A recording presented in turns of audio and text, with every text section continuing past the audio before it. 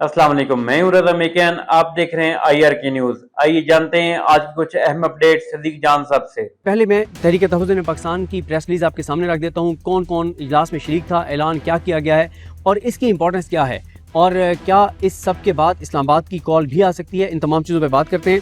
तहरीक तहफ़्फ़ुज़ पाकिस्तान की जो press release है उसके मुताबिक अख़ुंज़ादा हुसैन साहब जो तर्जमान हैं उन्होंने ये जारी की और उन्होंने बताया कि तहरीक तहफ़्फ़ुज़ पाकिस्तान की क़यादत का अहम तरीन सरबराही इजलास तहरीक के सरबराह महमूद हसन अचकज़ई की ज़ेर सदारत मुनक़िद हुआ। इजलास में कायदे हिज़्ब इख़्लास सेनेट अल्लामा राजा नासिर अब्बास, PTI के सीनियर रहनुमा असद कैसर, सेक्रेटरी जनरल सलमान अकरम राजा, सिंध यूनाइटेड पार्टी के सरबराह जैन शाह, मुस्तफ़ा नवाज खोखर, BNP के सीनियर नायब सदर साजिद तरीन, सुन्नी तहत कौंसिल के कायम मकाम chairman Sahibzada Hasan Raza, opposition leader Punjab assembly Moin Qureshi, chief whip कौमी असम्बली मलिक आमिर डोगर, तहरीक इंसाफ सिंध के सदर हलीमा दिल शेख, पार्लिमानी leader Punjab assembly Ali Baraich, Pakistan rights movement के सरबराह सेनेटर मुश्ताक अहमद खान, हकूक खल्क पार्टी के सरबराह अमार अली जान और तर्जमान तहरीक तहफ़्फ़ुज़ पाकिस्तान अख़ुंज़ादा हुसैन ने शिरकत की। इजलास में सीनियर कानूनदान और मारूफ सियासतदान चौधरी एतजाज़ अहसन ने भी ख़ुसूसी तौर पर शिरकत की। अब फैसले क्या हुए इजलास में?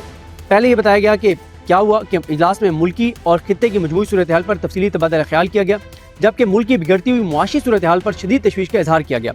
इजलास के शुरा ने कहा कि हुकूमत गवर्नेंस, लॉ एंड ऑर्डर, महंगाई और बेरोजगारी पर काबू पाने में मुकम्मल तौर पर नाकाम हो चुकी है। मुल्क में 18-18 घंटे की लोड शेडिंग की जा रही है, जबकि किसान शदीद मुश्किलात का शिकार हैं। मजदूर का कोई पुरसाने हाल नहीं है और सारा बोझ मुल्क के तनख्वाहदार तबके ने उठाया हुआ है और उनकी मुआशी तबाही में मुसलसल इजाफा हो रहा है। इजलास में कहा गया कि आने वाला बजट IMF का बजट होगा, जिससे अवाम पर मजीद मुआशी बोझ पड़ेगा। इजलास में पाकिस्तान तहरीक इंसाफ समेत मुल्क की अपोजिशन जमातों के साथ गैर आइनी और गैर कानूनी सलूक की शदीद मजम्मत की गई। उसके बाद ये कहा गया कि शुरा ने इमरान खान समेत तमाम सियासी कैदियों को खराज तहसीन पेश किया, जो मुल्क में जमहूरियत और आइन की बालादस्ती के लिए कुर्बानियाँ दे रहे हैं। उसके बाद ये कहा गया कि इजलास में इमरान खान की सेहत के हवाले से आने वाली खबरों पर शदीद तशवीश का इजहार करते हुए मुतालबा किया गया कि उन्हें फौरी तौर पर अस्पताल मुंतकिल किया जाए और उनके अहल खाना और सियासी रुफ़का को मुलाकात की इजाज़त दी जाए। इजलास में सियासी कैदियों के साथ जेलों में गैर इंसानी सलूक की मजम्मत की गई और तमाम सियासी असीरान की फौरी रिहाई का मुतालबा किया गया। इजलास में सुन्नी तहत कौंसिल के चेयरमैन सबजादा हामिद रजा, डॉक्टर महारंग बलोच समेत तमाम कैद क़यादत और अली वज़ीर की रिहाई का मुतालबा किया गया। इजलास में वज़ीरिस्तान में मलिक तारिक खान वज़ीर चीफ ऑफ अहमद ज़ई की शहादत पर गहरे दुख और अफसोस का इजहार किया गया। गजा के लिए ग्लोबल समूद फ्लोटिला के पुरअमन इंसानी इमदादी काफिले पर बैनुल अक़वामी पानियों में इसराइली नस्ल परस्त जो जेनोसाइडल आर्मी है उसका हमला और अगवा की शदीद मजम्मत की गई। इजलास में सूबों के आइनी हकूक़ के तहफ़्फ़ुज़ पर जोर देते हुए कहा गया कि मुल्क को दरपेश बहरानों से निकालने के लिए आइन और जमहूरियत की बालादस्ती नागुज़ीर है। अब आ जाएंगी फैसला क्या हुआ। फैसला ये हुआ कि जुमे के रोज़ मुल्क भर में बदतरीन महंगाई, पेट्रोलियम मसनूआत की कीमतों में बेतहाशा इजाफे, मुल्क में जारी लाकानूनियत, इमरान खान को फौरी अस्पताल मुंतकिल करने और सियासी कैदियों की रिहाई के लिए मुल्कगीर एहतजाज किया जाएगा।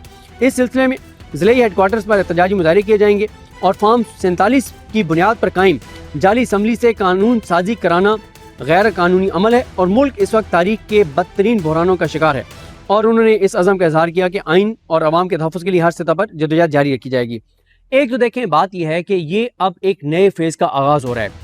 इससे पहले आप देखेंगे जब तहरीक तहफ़्फ़ुज़ पाकिस्तान जब से बनी, सिर्फ एक कॉल तहरीक तहफ़्फ़ुज़ पाकिस्तान ने दी थी और वो थी 8 फरवरी की कॉल। उसके बाद तहरीक तहफ़्फ़ुज़ पाकिस्तान ने मुसलसल कोशिश की कि मफाहमत से रास्ता निकल आए, बातचीत से रास्ता निकल आए, लेकिन अब तहरीक तहफ़्फ़ुज़ पाकिस्तान मुकम्मल तौर पर मज़ाहमत के मोड में जा चुकी है। लेकिन एक बात जो रियलिटी है, ग्राउंड रियलिटी है, आप सब इस बात को जानते हैं कि इस वक्त पाकिस्तान के अंदर और ख़ास तौर पे पंजाब के अंदर बहुत ही ज़्यादा खौफ है। खौफ किस चीज़ का है? पंजाब पुलिस जो कुछ कर रही है, CCD जो कुछ कर रही है, पैरा फोर्स जो कुछ कर रही है, दीगर फोर्सेज जो कुछ कर रही हैं, हुकूमती इदारे जो कुछ कर रहे हैं, अदालतें जो कुछ कर रही हैं, तो उसके बाद लोगों के अंदर बहुत ज़्यादा खौफ है। ये पहली बार ऐसे हुआ है कि एक मुल्क गिर इस तरह के महंगाई के ऊपर और अवामी इशूज़ के ऊपर जो है वो तहरीक तहफ़्फ़ुज़ पाकिस्तान ने एहतजाज की कॉल दी है। और इसकी इंपॉर्टेंस क्या है और क्या इस सब के बाद इस्लामाबाद की कॉल भी आ सकती है, इन तमाम चीज़ों पर बात करते हैं।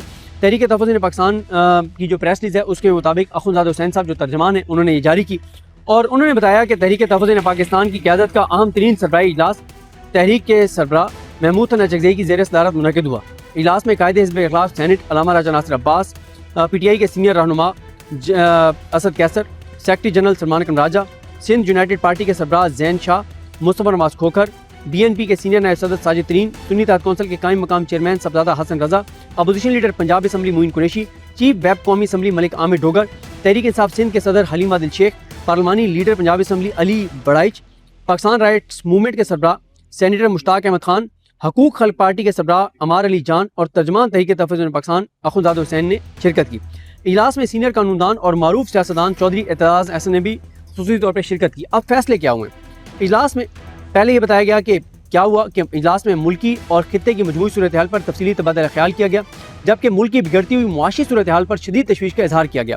اجلاس کے شرکا نے کہا کہ حکومت گورننس، لا اینڈ آرڈر، مہنگائی اور بے روزگاری پر قابو پانے میں مکمل طور پر ناکام ہو چکی ہے۔ ملک میں 18 گھنٹے کی لوڈ شیڈنگ کی جا رہی ہے، جبکہ کسان شدید مشکلات کا شکار ہیں، مزدور کا کوئی پرسان حال نہیں ہے اور سارا بوجھ ملک کے تنخواہ دار طبقے نے اٹھایا ہوا ہے اور ان کی معاشی تباہی میں مسلسل اضافہ ہو رہا ہے۔ اجلاس میں کہا گیا کہ آنے والا بجٹ IMF کا بجٹ ہوگا، جس سے عوام پر مزید معاشی بوجھ پڑے گا۔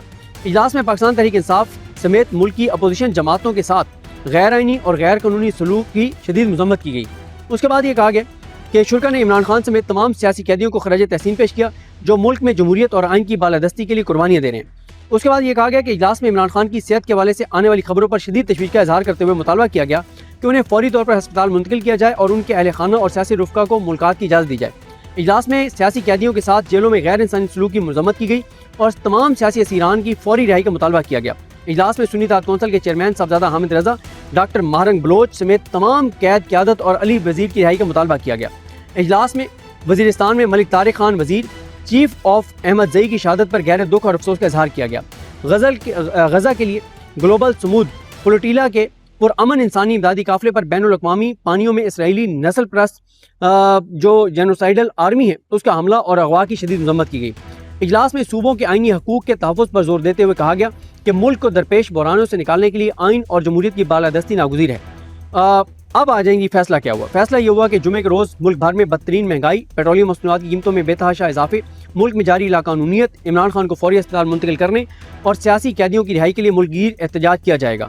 اس سلسلے میں ضلعی ہیڈ کوارٹرز پر احتجاجی مظاہرے کیے جائیں گے اور فارم 47 کی بنیاد پر قائم جعلی اسمبلی سے قانون سازی کرانا غیر قانونی عمل ہے اور ملک اس وقت تاریخ کے بدترین بحرانوں کا شکار ہے، اور انہوں نے اس عزم کا اظہار کیا کہ آئین اور عوام کے تحفظ کے لیے ہر سطح پر جدوجہد جاری رکھی جائے گی۔ ایک تو دیکھیں بات یہ ہے کہ یہ اب ایک نئے فیز کا آغاز ہو رہا ہے۔ اس سے پہلے آپ دیکھیں کہ جب تحریک تحفظ پاکستان جب سے بنی، صرف ایک کال تحریک تحفظ پاکستان نے دی تھی اور وہ تھی 8 فروری کی کال۔ اس کے بعد تحریک تحفظ پاکستان نے مسلسل کوشش کی کہ مفاہمت سے رستہ نکل آئے، بات چیت سے رستہ نکل آئے، لیکن اب تحریک تحفظ پاکستان مکمل طور پر مزاحمت کے موڈ میں جا چکی ہے۔ لیکن ایک بات جو ریالٹی ہے، گراؤنڈ ریالٹی ہے، آپ سب اس بات کو جانتے ہیں کہ اس وقت پاکستان کے اندر اور خاص طور پہ پنجاب کے اندر بہت ہی زیادہ خوف ہے۔ خوف کس چیز کا ہے؟ پنجاب پولیس جو کچھ کر رہی ہے، CCD جو کچھ کر رہی ہے، پیرا فورس جو کچھ کر رہی ہے، دیگر فورسز جو کچھ کر رہی ہیں، حکومتی ادارے جو کچھ کر رہے ہیں، عدالتیں جو کچھ کر رہی ہیں، تو اس کے بعد لوگوں کے اندر بہت زیادہ خوف ہے۔ یہ پہلی بار ایسے ہوا ہے کہ ایک ملک گیر اس طرح کے مہنگائی کے اوپر اور عوامی ایشوز کے اوپر جو ہے وہ تحریک تحفظ پاکستان نے احتجاج کی کال دی ہے۔ مجھے اپنی دعا میں یاد رکھیں۔ اللہ کریم ہم سب کا حامی ناصر۔ اللہ حافظ۔ تو ناظرین، یہ تھی آج کی اہم اپڈیٹس جو آپ نے جانی صدیق جان کی زبانی۔